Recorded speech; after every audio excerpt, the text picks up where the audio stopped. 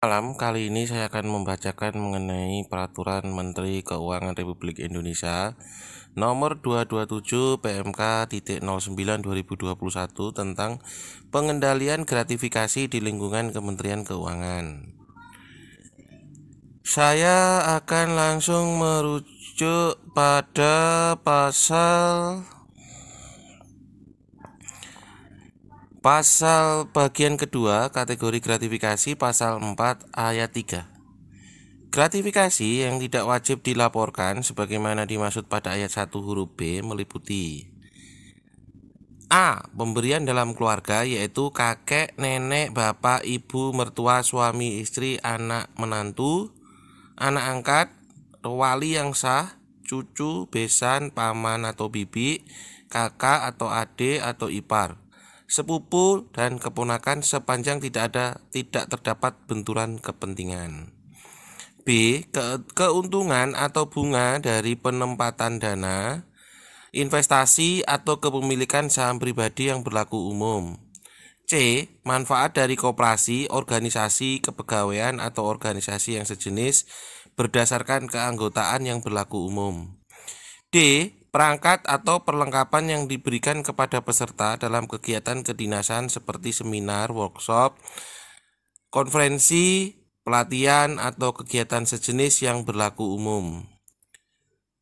E. Hadiah tidak dalam bentuk uang atau alat tukar lainnya yang dimaksudkan sebagai promosi atau sosialisasi yang menggunakan logo atau pesan sosialisasi sepanjang tidak memiliki benturan kepentingan dan berlaku umum.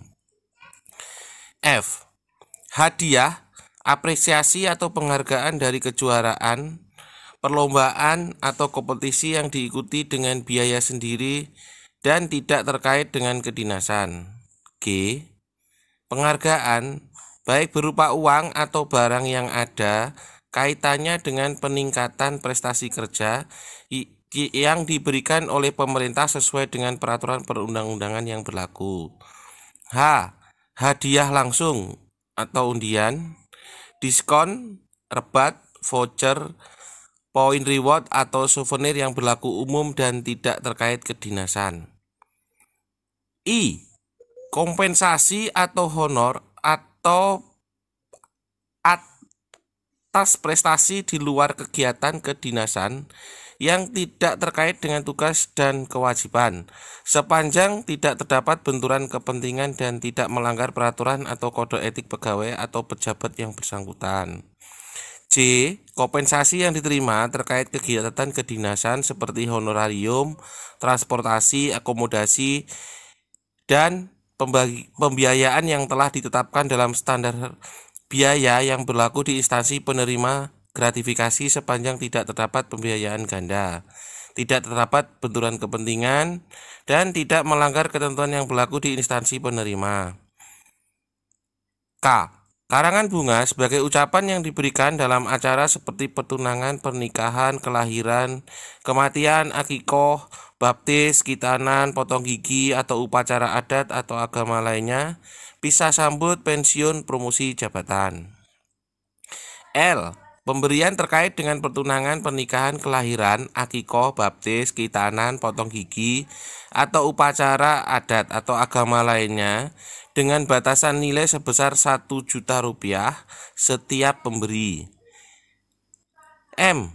Pemberian terkait dengan musibah atau bencana yang dialami oleh penerima gratifikasi, suami, istri, anak, bapak, ibu, mertua, dan atau menantu penerima gratifikasi sepanjang tidak terdapat benturan kepentingan dan memenuhi kewajaran atau kepatutan. N.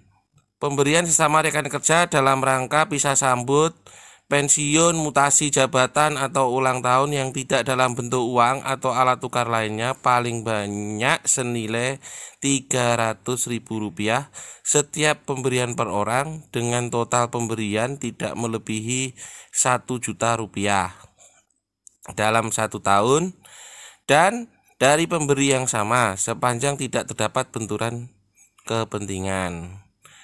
O. Pemberian rekan sesama kerja yang tidak dalam bentuk uang atau alat tukar lainnya dan tidak terkait kedinasan paling banyak senilai Rp200 setiap pemberian per orang dengan total pemberian tidak melebihi 1 juta rupiah dalam 1 tahun dari pemberi yang sama sepanjang tidak terdapat benturan kepentingan.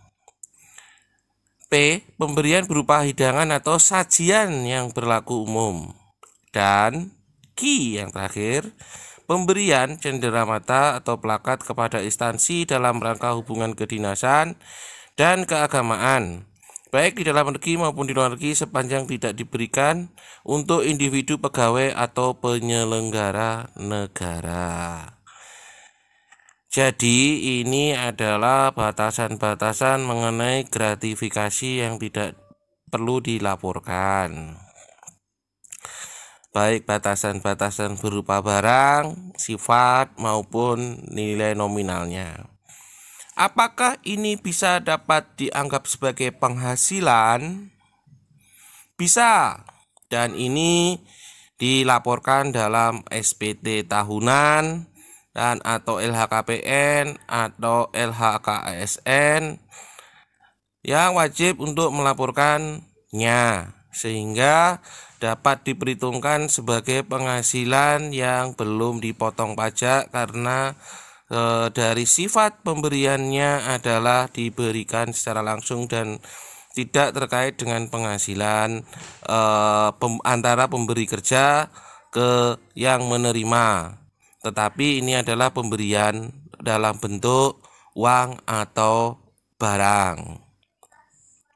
Demikian, saya kira ini baik untuk dilaksanakan dan dipahami agar kita semua dapat mengerti apa yang dimaksud dengan hal-hal sebagaimana dalam peraturan Menteri Keuangan tersebut. Peraturan Menteri Keuangan ini ditetapkan pada tanggal 31 Desember 2021, kemudian diundangkan di Jakarta pada tanggal 31 Desember 2021. Terima kasih.